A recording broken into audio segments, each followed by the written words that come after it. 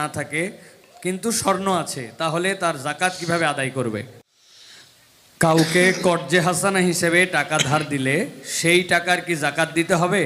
কারণ সেই টাকা কখন পাবো অনিশ্চিত। কাউকে কর্জে হাসানা হিসেবে টাকা ধার দিলে সেই টাকার কি যাকাত দিতে হবে? কারণ সেই টাকা কখন পাবো অনিশ্চিত।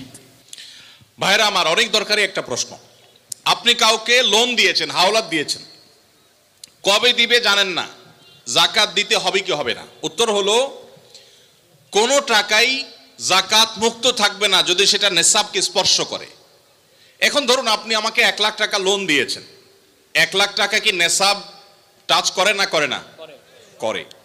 85 গ্রাম রূপা কেনার মতো টাকা থাকলেই নেসাব হয়ে যায়। তো 1 লাখ টাকায় 85 গ্রামের বেশি রূপা কিনা যায়, অতএব এটা নেসাব। নেসাবের মধ্যে যেহেতু আছে, অতএব এই 1 লাখের যাকাত কাউকে না কাউকে দিতে হবে। এখন টাকাটা আমি লোন নিয়েছি আর উনি আমাকে লোন দিয়েছেন। এখন যদি বলেন যে আমার যাকাত দিতে হবে, তো আমি তো টাকার মালিকই না, টাকা তো ওনার। তো এই জন্য যিনি লোন দিবেন যাকাত তিনি দিবেন। এখন একটা প্রশ্ন হয়, ভাই এটা কোনো কথা হলো? বেচারা টাকা লোন দিছে, হাওলাত দিছে সওয়াবের আশায়, আবার তার যাকাতও তার দেওয়া লাগবে, কেমন কথা? উত্তর হলো, ইমানদার লোন দিলে সওয়াব আছে না নাই? কিরকম সওয়াব ধারণা আছে? কে বলতে পারেন লোনের সওয়াব কি? কি সওয়াব বলেন তো? মাশাআল্লাহ মাশাআল্লাহ, এলাকার মানুষ দেখা যায় বেশ কোরআন হাদিসের ইলম রাখেন। কোন কোন ক্ষেত্রে লোন বা হাওলাত দিলে দান করলে যে পরিমাণ সওয়াব হয় তার চাইতে বেশি সওয়াব হয়। এখন একটা প্রশ্ন ওঠে, এটা আবার কেমনে? দান করে দেওয়া মানে তো একসাথে দিয়ে দেওয়া, লোন দেওয়া মানে তো দিলাম আবার নেওয়ার জন্য, তো সওয়াব আবার বেশি কিভাবে হয়? সেটার ব্যাখ্যা হলো, ধরেন ওনাকে আমি 10 টাকা দান করলাম, ওনার দান দরকার, কিন্তু ওনার দানটা কেন দরকার? উনি এই 10 টাকা দিয়ে একটা কলা খাবে, যেটা আসলে তার এমন কোনো আহামরি প্রয়োজন নাই, এটা না খাইলেও তার চলে, পেট ভরা আছে। এখন কলা খাইতে মন চাইছে, টাকা নাই, আমি 10 টাকা তারে সাদাকা করলাম, দান করলাম। এই দানের চাইতে ওনার দরকার হলো লোন, এমন লোন যে লোন দিয়া তার জীবন রক্ষা হবে, কঠিন কোনো কাজ হবে। এখানে এই দানের চাইতে এই লোন দিলে সেটা সওয়াব আল্লাহর কাছে বেশি হবে।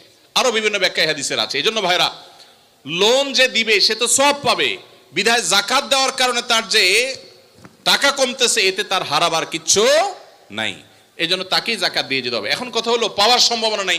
যদি এমন হয় যে পাওয়ার সম্ভাবনা, তাহলে যাকাত আপনাকে এখন দিতে হবে না, একসাথে পাইলে যে বছরে যাকাত দেন নাই সেগুলো দিতে হবে। আর যদি কখনো না পান তাহলে না দিলে কোনো গুনাহ হবে না। স্ত্রীর স্বর্ণের যাকাত কিভাবে দিবে? স্বামী নাকি স্ত্রী দিবে? স্ত্রীর যদি আয় রোজগার না থাকে কিন্তু স্বর্ণ আছে, তাহলে তার যাকাত কিভাবে আদায় করবে? ভাইরা আমার, স্ত্রীর স্বর্ণের যাকাত কে দিবে? স্ত্রীর স্বর্ণের যাকাত দিবেন যিনি স্বর্ণের মালিক। এখন প্রশ্ন হলো, স্ত্রীর স্বর্ণের মালিক কে?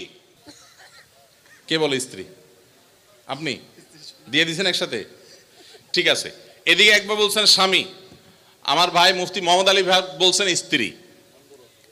ভাই উনি মুফতি মানুষ বলে ফেলছে, আমি কেমনে ওনারে ভুল বলি? বউয়ের স্বর্ণের মালিক কি বউ না স্বামী?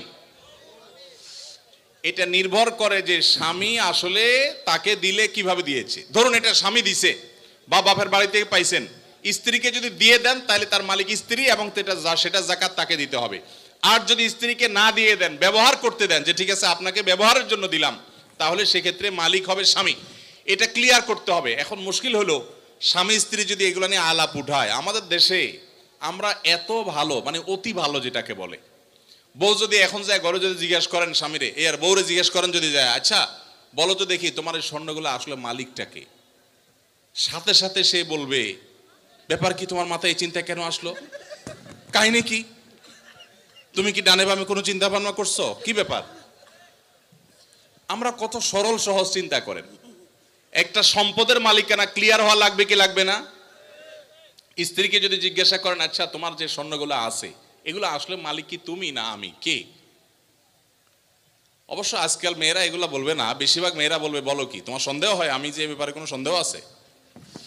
যদি স্ত্রী মালিক হয় তাহলে স্বর্ণের যাকাত স্ত্রীকে দিতে হবে। আর যদি আপনি স্ত্রীকে ব্যবহার করতে দেন, বলেন যে তুমি ব্যবহার করো, আমি চাইলে যে কোনো সব বিক্রি করে ফেলবো, তাহলে সেক্ষেত্রে আপনাকে যাকাত দিতে হবে। এখন মুশকিল হলো, বেশিরভাগ ক্ষেত্রে এই সমস্ত ইস্যুতে আমরা চিটারি করি অনেকে। কিভাবে? স্ত্রীকে দিছে, তার ধান্দা আছে বিদেশে যাওয়া লাগলে ভিসা পাওয়া গেলে বিক্রি করে দিবে। ওইটা বললে তো বউ খেপে যাবে, এই জন্য ডাইরেক্ট কিছু বলে না, পাম্পটে দিয়ে হুদাই মিশা কথা বলে তারে খুশি করে, আবার যখন দরকার হয় তখন যা বিক্রি করে ফেলে। আছে না নাই? তো এই 2 নাম্বারই করা চলবে না, ক্রিস্টাল ক্লিয়ার হতে হবে। আরবিতে একটা প্রবাদ আছে, তাআমালু কালা জানিব ওয়া তাআশারু কালা কারিব। আর্থিক লেনদেন হবে অচেনা মানুষের মতো, আর সাধারণ আচার আচরণ হবে সবার সাথে চেনা মানুষের মতো। এই জন্য ক্লিয়ার করবেন। এখন প্রশ্ন হলো, স্ত্রী যদি স্বর্ণর মালিক হয় উনি কোত্থেকে যাকাত দিবেন? তার তো উপার্জন নাই। উত্তর হলো, তিনি প্রয়োজনে স্বামীর থেকে নিয়ে দিবেন।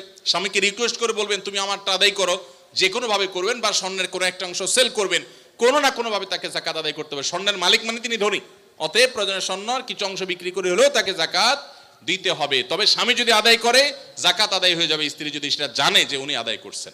জি। পরিচিত এক হিন্দু বোনের প্রশ্ন, যে সন্তানটা মুসলিম বাবা মার ঘরে জন্ম হয় সে সাধারণত মুসলিম হিসেবে জীবন অতিবাহিত করে, আর যে সন্তান হিন্দু বাবা মার ঘরে জন্ম নেয় সে সনাতনী ধর্মে দীক্ষিত হয়। এতে মানুষের তো কোনো হাত নেই, স্রষ্টার চাওয়াতেই তো সে হিন্দু ঘরে জন্ম নিয়েছে। মুসলমান না হলে তাকে কেন জাহান্নামে যেতে হবে? তার জন্য ধর্মান্তরিত হওয়া কি সহজ কথা? ঠিকানা দেবিদ্বার, কুমিল্লা। ধন্যবাদ। যেই হিন্দু বোন প্রশ্ন করেছেন সেই বোনকে আমি বিনয়ের সাথে বলতে চাই, আল্লাহ রাব্বুল আলামিন আমাদের প্রত্যেককে বিবেক দিয়েছেন। যাকে আল্লাহ বিবেক দেন নাই, যিনি মানসিকভাবে সুস্থ নন, সেই লোকটা এই জবাবদিহিতার আওতায় নাই। আল্লাহ যাকে সুস্থ বিবেক দিয়েছেন তাকে তার বিবেক সত্যের প্রতি অনুসন্ধান করার, সত্যের পথ খুঁজে বের করার শক্তি সামর্থ্য দিয়েছেন। এটা ঠিক যে মুসলিম পরিবারে জন্মগ্রহণ করার কারণে একজন শিশু একটা অ্যাডভান্টেজ পায় ইসলাম গ্রহণ করবার জন্য। একজন শিশু তিনি অন্য ধর্মাবলম্বী মা বাবার ঘরে জন্মগ্রহণ করার ফলে সে এই অ্যাডভান্টেজটা পায় না, এটা ঠিক। কিন্তু আল্লাহ যে তাকে বিবেক বুদ্ধি দিয়েছেন, সেই বিবেক বুদ্ধি খরচ করা তার কর্তব্য। তার কাছে ইসলামের দাওয়াত যদি পৌঁছে থাকে, ইসলাম যে একমাত্র সত্য ধর্ম, সেই আহ্বান যদি পৌঁছে থাকে, আল্লাহ কোরআনে বলেছেন ইন্নাদ-দীনা ইনদাল্লাহিল ইসলাম, ইসলাম হলো আল্লাহর কাছে একমাত্র মনোনীত দিন। আল্লাহ বলেছেন ওমান ইয়াবতাগি গায়রাল ইসলামি দীনান ফালান ইউকবালা মিনহু, যে ব্যক্তি ইসলাম ছাড়া অন্য কোনো ধর্মকে দিন হিসাবে গ্রহণ করবে সেটা আল্লাহর কাছে অ্যাকসেপ্ট হবে না। এই যে অ্যাকসেপ্টেড হবে না দিন ছাড়া অন্য, ইসলাম ছাড়া অন্য কোনো কিছু, এই দাওয়াত পৌঁছার পর তার দায়িত্ব হয় তার বিবেককে খরচ করা, এটা আসলেই সত্য দিন কিনা সেটা অনুসন্ধান করা। সে এতটুকু যদি না করে তাহলে সে তো আল্লাহর কাছে দায়ী হবে। হ্যাঁ, যেটা আপনি বলেছেন যে অমুসলিম পরিবারে জন্মগ্রহণ করে ইসলাম গ্রহণ করা কি সহজ কাজ?